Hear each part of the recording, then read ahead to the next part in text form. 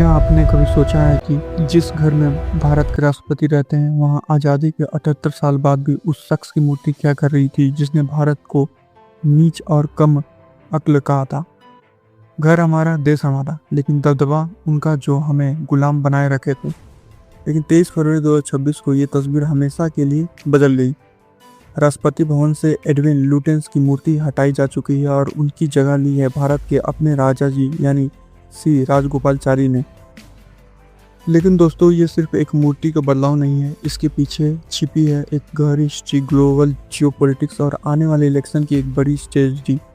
आज के वीडियो में हम इस कंट्रोवर्सी को डिकोड करेंगे। सबसे पहले समझते हैं ये एडविन लुटेंस था कौन।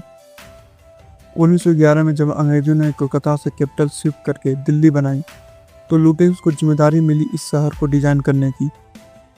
राष्ट्रपति भवन, जो तब विक्टोरियस हाउस था, वो लुटेंस का मास्टर स्ट्रोक माना जाता था।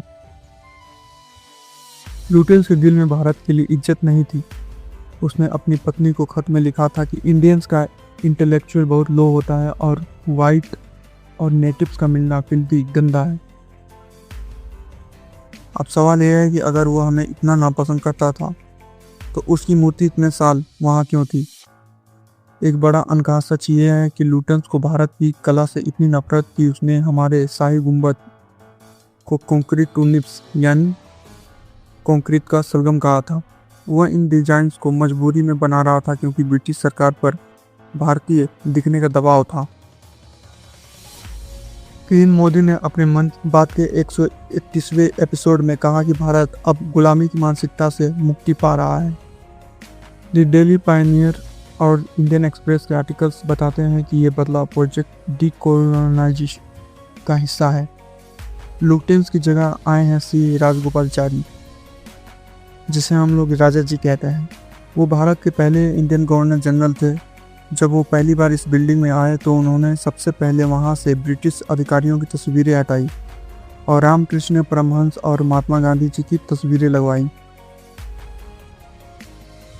बहुत कम लोग जानते हैं उन्होंने राष्ट्रपति भवन के गार्डन्स में अनाज की खेती शुरू करवाई थी ताकि देश में उस समय चल रही फूड शॉर्टेज के वक्त किसानों के साथ खड़े दिख सकें। लेकिन दोस्तों, हर बड़े बदलाव की तरह यहाँ भी एक दूसरा पक्ष है। नेशनल हेराल्ड और कुछ क्रिटिक्स इसे हिस्ट्रीनिस्ट कह रहे हैं। उनका कहना है कि आप मूर्ति बदल सकते हैं, लेकिन क्या आप उस बिल्डिंग का आर्किटेक्चर बदल देंगे जो लुटेंस ने बनाई। इसके अलावा द इंडियन एक्सप्रेस ने एक बहुत ही इंटरेस्टिंग पॉइंट उठाया है, द तमिलनाडु कनेक्शन। राजा जी तमिलनाडु के एक बड़े ब्राह्मण आइकॉन थे।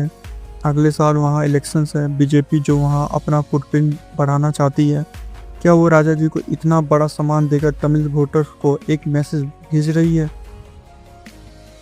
क्या एक बदलाव सिर्फ सिंबॉलिक है या फिर एक जरूरी कदम है अपने इतिहास को रिक्लेम करने का।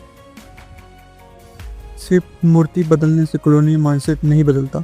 रियल डिकोलोनाइजेशन तब होगा जब हमारी गवर्नेंस, हमारा एजुकेशन सिस्टम और हमारा कानून, जो अभी भी 18 सूची के आसपास। लेकिन एक बात तो साफ है, सिंबल्स मैटर करते हैं।